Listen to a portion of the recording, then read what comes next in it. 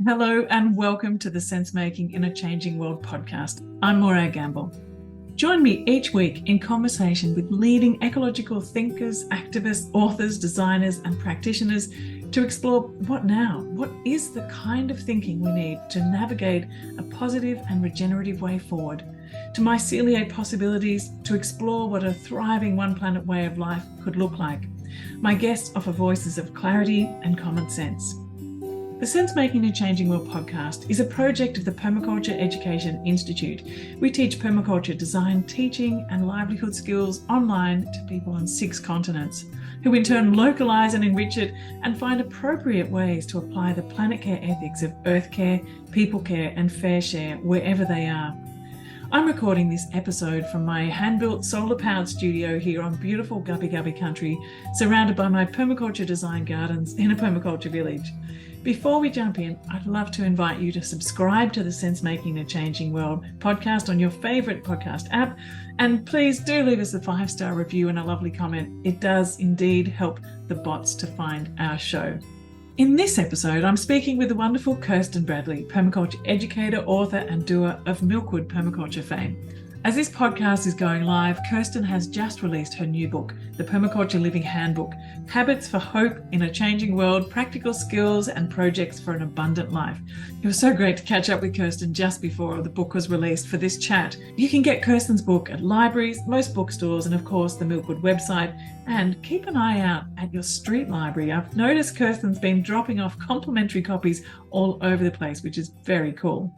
Well, thank you so much for joining me on the show today, Kirsten. It's been an absolute pleasure that you accepted my invitation to be here today to talk about your new book in particular. But I'd also love to, talk in more general terms about your permaculture world and how permaculture has infiltrated into your life and has shaped your life and your way of being. And I guess, too, how that's informed your book as well that's coming out very soon. So firstly, congratulations. I am so in awe of you getting your books out. I know what it's like, running courses with family and your place and everything's going on. I actually don't even know how you managed to do that. So that's going to be a question I might ask you later. But anyway, welcome to the Sense Making a Changing World show. Thank you so much, Morag. It's lovely to be here. Just to begin with, maybe we could take people right back to your very beginning. Like, where did you first catch the permaculture bug? Where did it, your life and the permaculture world intersect? Yeah. I'm trying to remember how many years ago it was now exactly. About 16. Permaculture completely smashed into my life and sent me over sideways. It was not a subtle and evolving situation at all. Yeah. So my partner Nick and I were getting ready to move to Nick's parents' farm out near Mudgee in New South Wales. And I had in my head, I'm not even sure how, that if you were going to move to the country, you had to do a permaculture course first.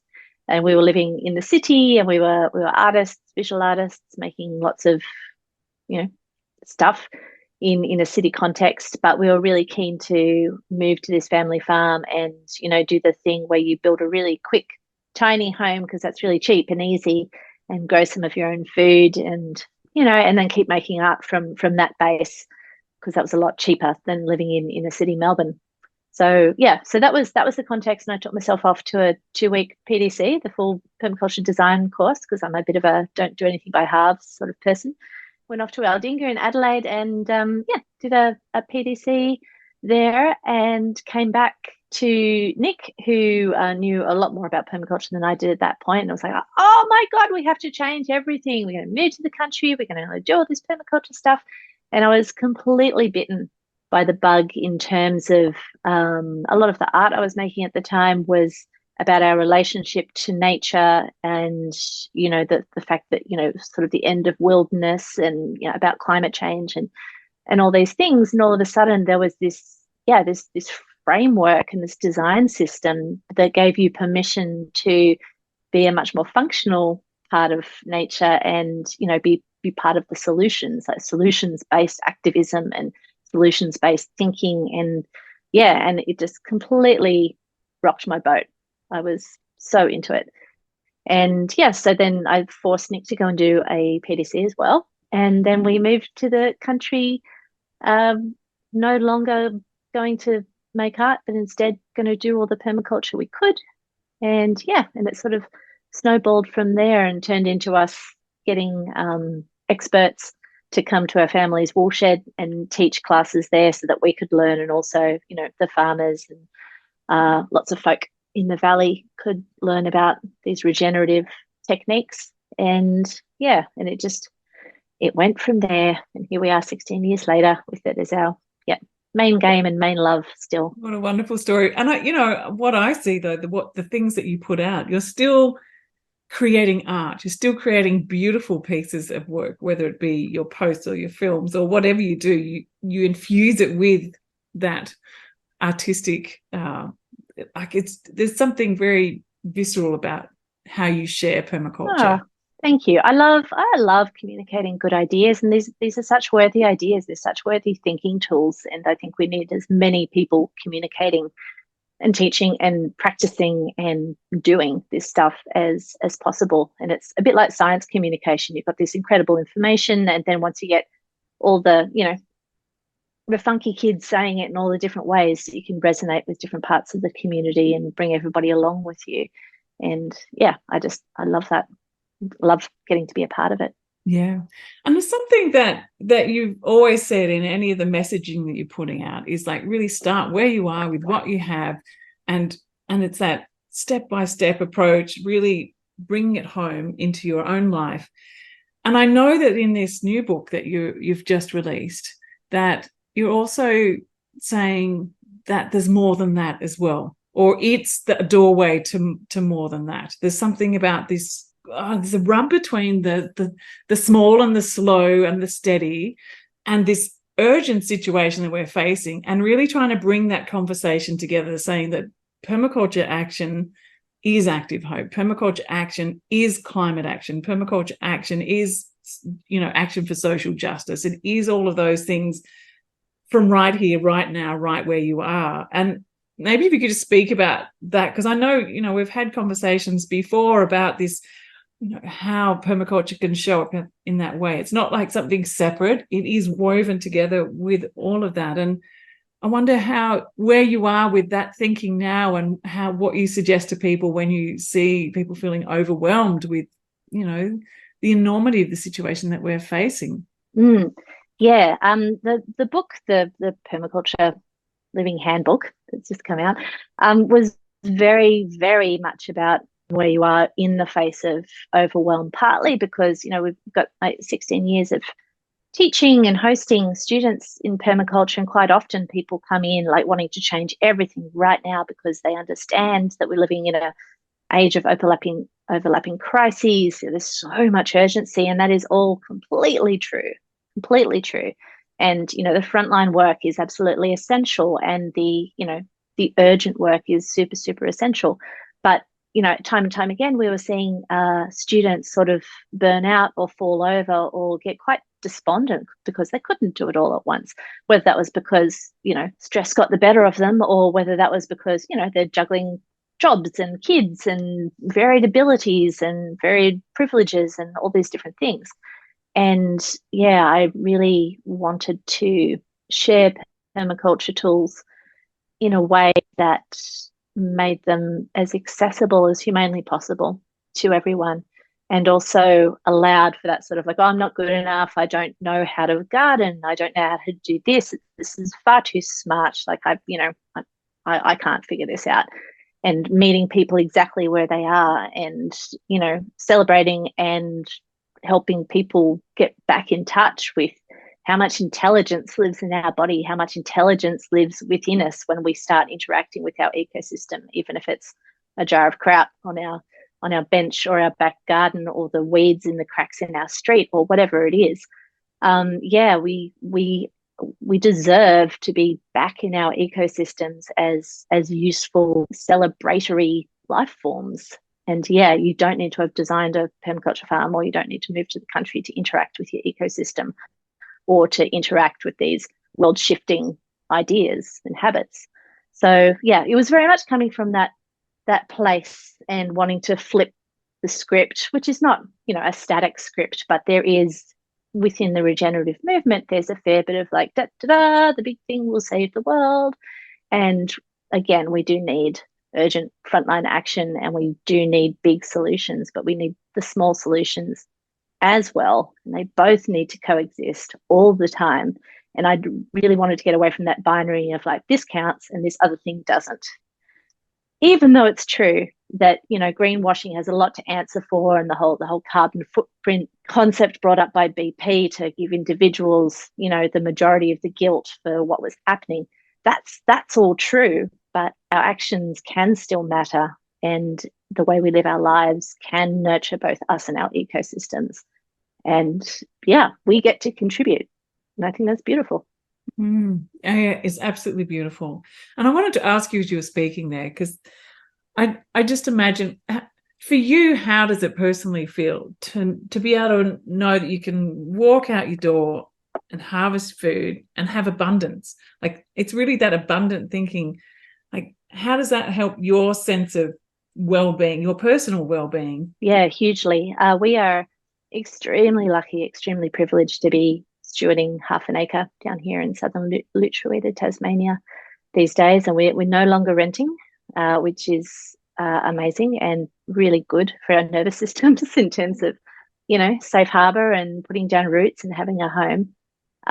But a lot of this book and a lot of what we've been teaching has been during the years where we were renting here, or we were renting there, or we're managing someone else's farm, or on a family farm, and all these situations that weren't, you know, they're all a bit temporary potentially. And yeah, I loved finding ways to feel at home in my ecosystem that didn't rely on me going, this is my backyard forever and ever, because that wasn't possible for me. And, you know, most of my friends didn't own anything because, you know, the first generation of the people that even in Australia quite often don't own where they live and have that housing insecurity, which means that feeling like you're in place, living in place and part of, you know, a valley or an ecosystem sometimes feels a bit harder. But at the same time, you know, learning the weeds on your street, learning your waterways, you know, doing all these other things, cultivating community in all the ways that do not require us to own land or steward land, became a really important part of how I felt about what safety in home meant, and also, yeah, how to motivate communities and how to help people feel like they had a place in the whole, even if they didn't have a backyard or they didn't own a farm or whatever it was. And yeah, I mean, there's so many ways to interact with these beautiful ecosystems that we get to be a part of. And yeah, trying to expand some of the ideas that were around, like, you need this and you need to build that and you need to grow this and it has to be grown like that. And that's all super true and really excellent if you're a land steward and you have access to land and structure and energy and, you know, abilities that allow you to do those things and funds that allow you to do those things. But I really wanted to emphasize with this book, and, you know, with how we teach intro to permaculture courses, that there's a million ways to have relationships with your ecosystem and your community and yourself that are really nourishing, that aren't necessarily tied to having the perfect backyard or, you know, the abundant veggie patch. Yeah.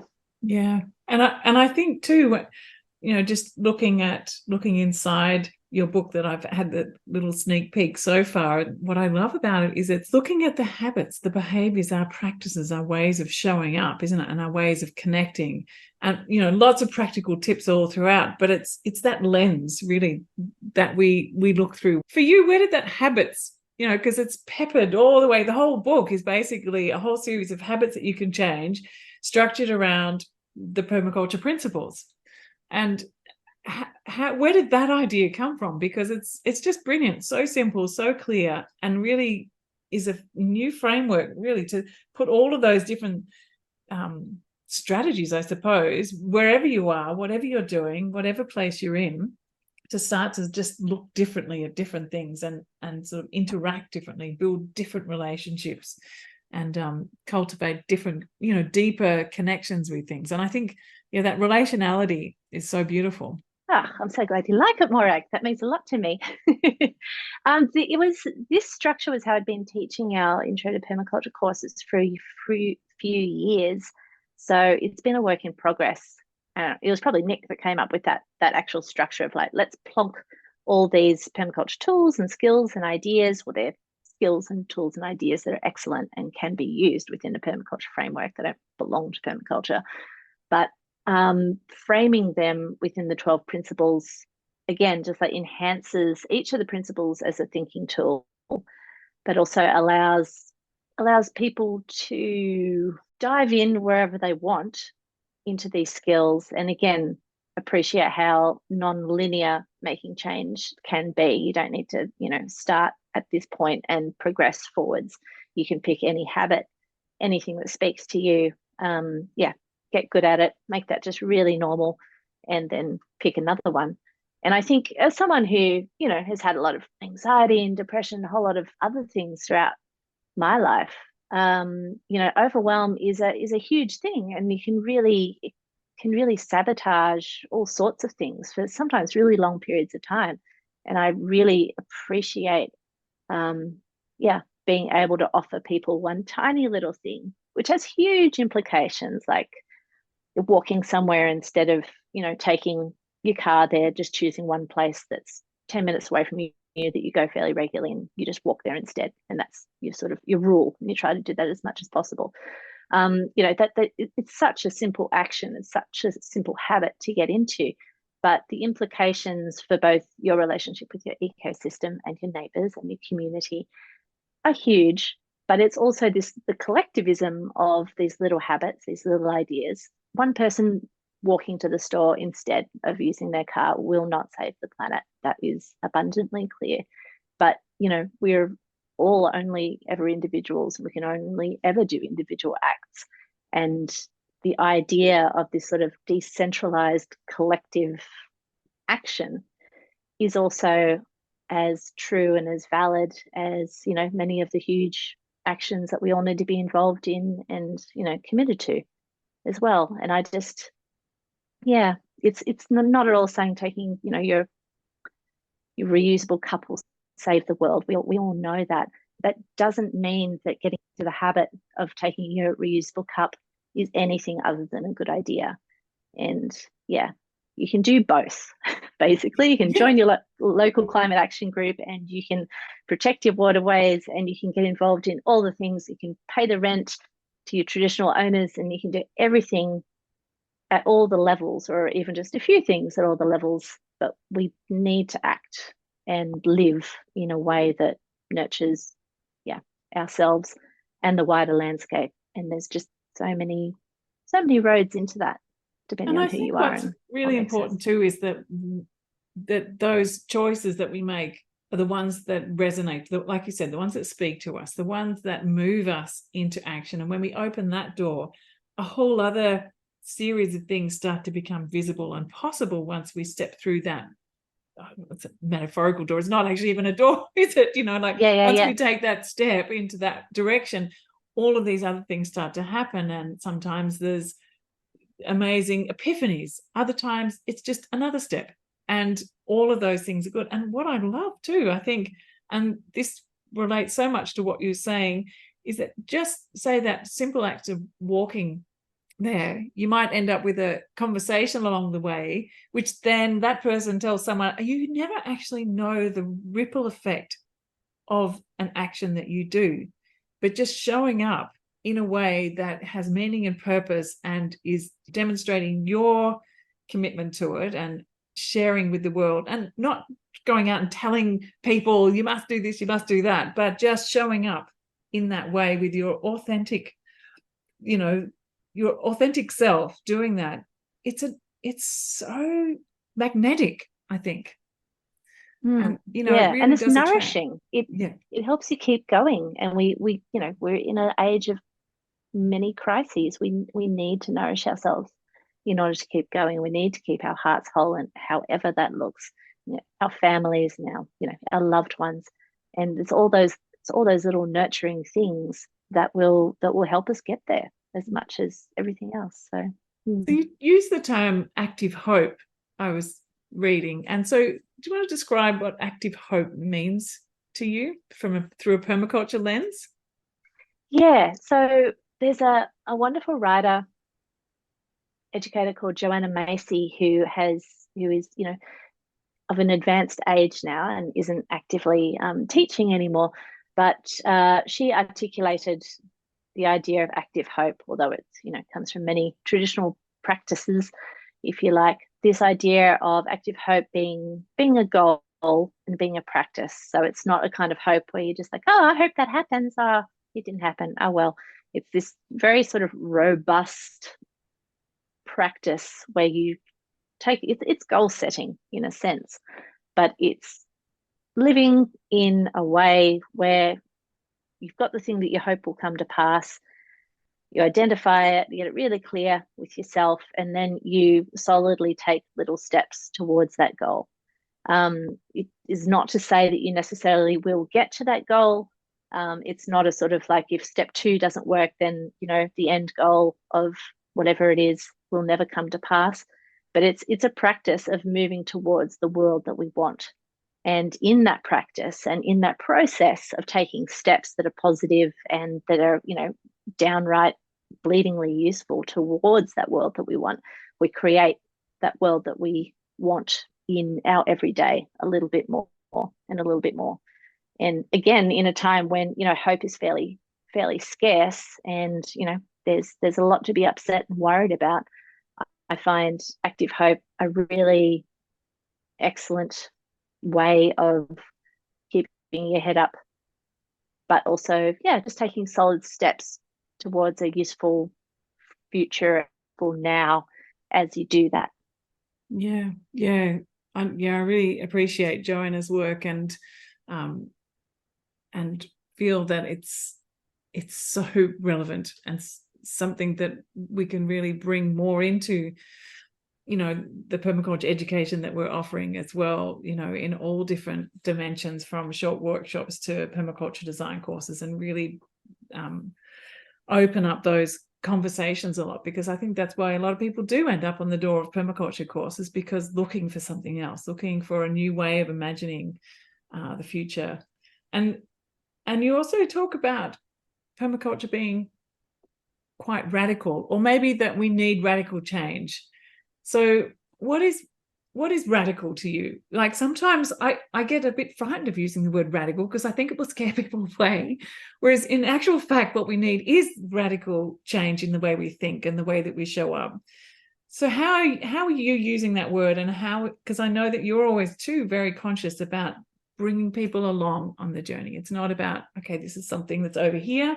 This is something right in the middle that we can all participate in. So how can we layer the radical term? How can we weave the radical term into that kind of concept, and that we do need radical change in how everything works in society, but yet bring it into something that we can land with and work with every day? I mean, it makes me think of, like, Rebecca Solnit talks a lot about radical hope, which is pretty much the same as active hope, but it's coming from a slightly different perspective. And that radical hope, that concept, comes from a book by Jonathan Lear, who was researching First Nations, American, Indigenous cultures who were behaving in these extraordinarily excellent ways, even though there seemed to be very little chance that there was much future for their people. And it was sort of this investigation into how, as a people, one might keep behaving in a way that would benefit future generations, even if you weren't even sure anymore if there would be future generations, whether that was seed stewardship or culture stewardship or land stewardship or all those things entirely. And it's a pretty intense and wonderful book looking at that in a specific group within a traditional culture. But we see that, across Indigenous practices across the world and many traditional practices. And, we're also seeing it within our communities now. People are choosing to act in a radical way, that the sort of way that we need to behave and live in order to create goodness and livability for future generations. but it feels quite radical now, but it's actually not. It's just one step at a time, one, foot in front of the other behavior to get us towards the world that our communities need and deserve. So yeah, the whole radical skills, radical thing, it's, I don't know, I think almost many of us use it not ironically, but we know it's not actually radical at all. It's just common sense. Yes. But there's got to be a lot of gumption attached to that action. And in some ways, that's what people term as radical. Although it also makes me think Mikaela Loach is this incredible British author whose recent book is called It's Not That Radical, Climate Justice to Transform Our World, I think is the subtitle. And it is so good. It is this really, really excellent book, which is laying out the climate crisis and laying out solutions and laying out responsibilities and laying out considerations in terms of climate justice. And, it is an extremely radical book for some people, I would think. But at the same time, again, it's common sense. And once you look at it well articulated, it's like, oh, it's not radical at all. That's bloody obvious. That's what we need to do.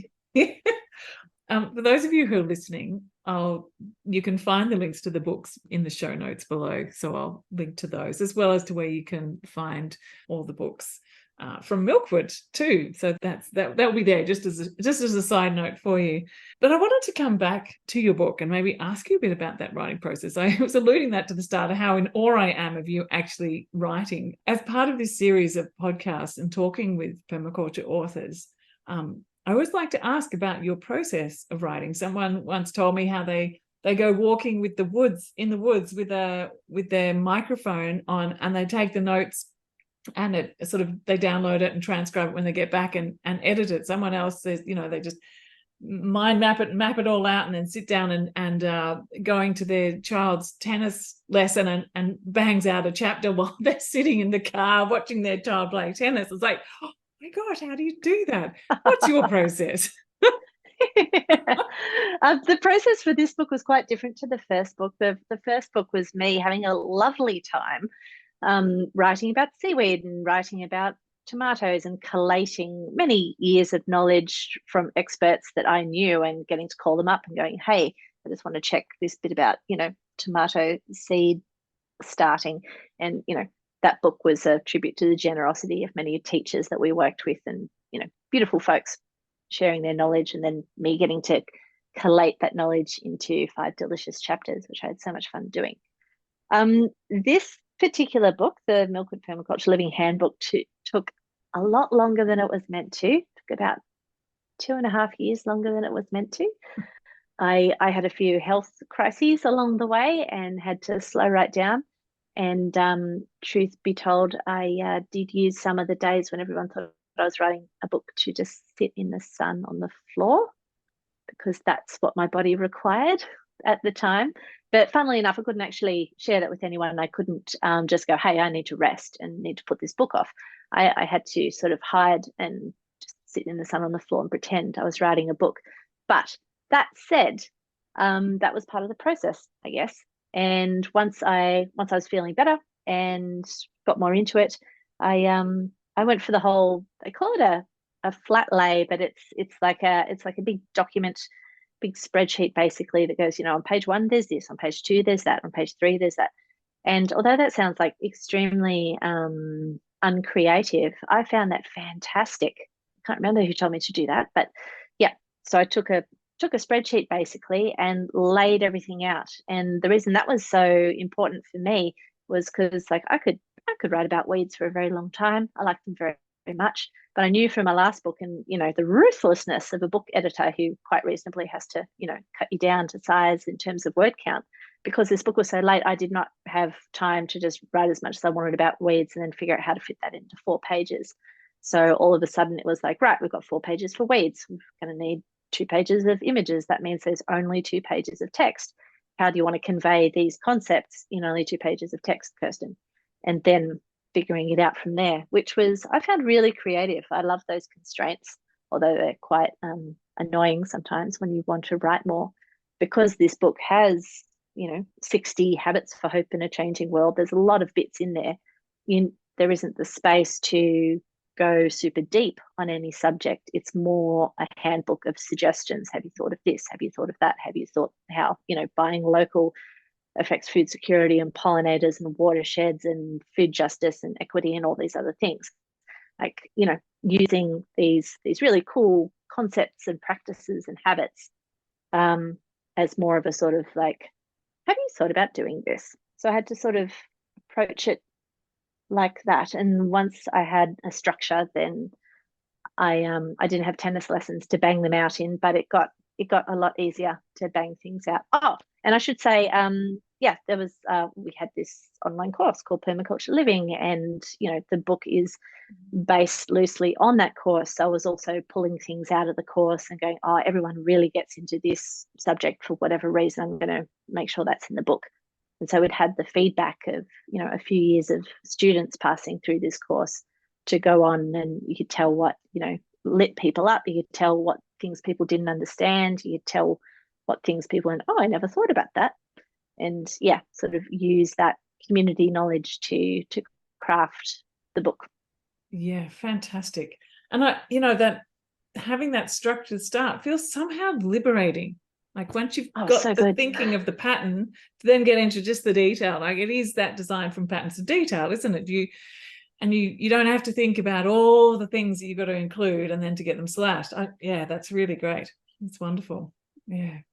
How does it feel to have it all finished and going out in the world? Oh, it's so good. No, it's so good. It's a little surreal, as I'm sure anyone who's been involved in a long-term project like that feels. And there's also the sense of like the last time you got to write anything, and it was well over 6 months ago, longer maybe. Yeah, a book is not a blog post, fortunately, unfortunately, and you can't go back and change anything. So, which leads to all this pressure when you're handing in this manuscript going, is that really what I want to say about that subject? Is that it? That's how I really want to say that? I'm such a tweaker that I was like, well, I might just change that a little bit more, until my publisher said, no more. So, and now you got to live with it. And it's, this lovely, live with it. It's a lovely, amazing, useful handbook. But it's also a little bit of a time capsule for how you felt about this subject, or how you were writing about this in my case, in the spring of 2022. Because, and that's where things are at. And there's a beautiful sort of solidity to that it's interesting how most of our world can be updated. Most of the writing we read, most of the writing we write can be very easily updated these days. So it's really interesting to have that, not permanence, but it's a snapshot in time. So for you then, because you do have also all the digital media as well, what for you do you feel is the importance of having that book, that fixed book? What is that difference in the media world for you? Well, I mean, like many of us, I am trying to find a balance between screen time and not screen time. And I love the fact that, a book is the thing you can take outside in the sunlight with your cup of tea, and you don't have to plug it in. It still works. And there's a resilience to books that I think, is both obvious and also so crucial at this point in time. A book is handed from hand to hand. You lend books. You don't lend an iPad with an article-y thing on it. You send it to your friend, but you don't know if they're going to read it. The lending of the book, the holding of the book, the underscoring, the underlining of bits and pieces in a book. I just think the information goes into your brain differently, or at least it does for me, in the same way that if I really need to get some creative thoughts down, I have to write them down in my notebook. I can type, obviously, do a fair bit of it, but the way my brain comes out through the pencil is quite different to the way my brain comes out through the keyboard. And making the most of that is sort of similar. They're different parts of life. And it's wonderful to have a bookshelf full of really cool information and useful stuff that if the power goes out for a week, no worries, you can just get on with it. No worries at all. That's right. I have a bookshelf over there that's full of wonderful information I've been collecting for decades now, and I wouldn't part with it for the world. I just absolutely love that. I also think something that my dad used to say, and he's 86 now, and he says, I like to be able to read a newspaper rather than reading it online, because I'll be opening the newspaper and all of a sudden I'll see something that I never thought about before. Whereas if I'm online, I would choose it and then the algorithm tells me what the thing I should read next, and I don't get to see all that other context. Whereas like in a book, you have that possibility, don't you? It's like, I might have been interested in, the composting part, but then all of a sudden I start to see all the other suggestions that come through. So I really love that broadening, I suppose. Yeah. The author gets to create their own algorithm, I guess, in a sense. You get to decide what they're going to think about and see next.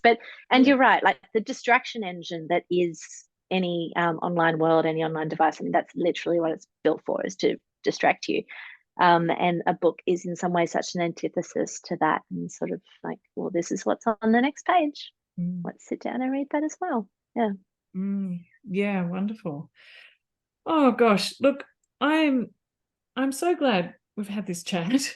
I think, this whole point of really embracing a permaculture way of life, it feel like, to me, I can't imagine living my life in the other way. I mean, I haven't really had many other experiences because my life has pretty much been entirely permacultural. But I do speak to a lot of people all the time who've kind of smashed into it, like what you said, and the hope and the possibility, the feeling grounded or connected wherever we are, whether it be a community garden or in a back or front yards or balcony, and the possibilities of connecting and deepening our relationships with community and feeling held, like creating a sense of home. I was asking the other day, I was on country up the road with some Gamilaroi folk who, some local Indigenous group here, working on a project to restore a piece of land that they've been able to access. And I was asking this question about, well, when the feeling you get when you're deeply connected to a place, it's not biophilia, because it's more than that. It's about knowing where your food's coming from and you're feeling held and in that state of abundance of the place, whether you're not about ownership of land or anything like that. I said, I'm really searching for a word to describe that feeling. And I said, I don't know, is there anything, from your language that might say that? And he just looked at me and he thought for a minute, and he says, oh, well, I have a word, but it translates as home. And my mind initially went to, oh, well, that's just, that's sort of like the house, home. But then I just paused for a bit longer and realized, that's it, our home. Like, and that we were talking about that before. It's about coming home and creating a place of belonging where we understand, we can read the landscape, where we know our bioregion, we have a sense of what's edible, what's not, and how to interact and be in relationship with that place. And that deep sense of home is so important. And these habits that you're describing is they're kind of portals to find our way back home. So thank you for writing and sharing. Expanded sense of home that we all need and deserve, I think. Yeah. Thank you so much for being here. Thanks to you so much, Morag. That was great. Well, thank you for tuning into this episode of Sense Making in a Changing World. Check out the show notes below to find links to the resources mentioned in this episode. Also, this is where you'll find details of all of our permaculture courses, our permaculture YouTube, blog, and free masterclasses and permaculture film clubs. Make sure you signed up to hear all of the news and updates. And come and join us at the Permaculture Education Institute to learn practical skills for designing and teaching permaculture and making a good livelihood while living a permaculture-inspired, one planet way of life. Take care, everyone.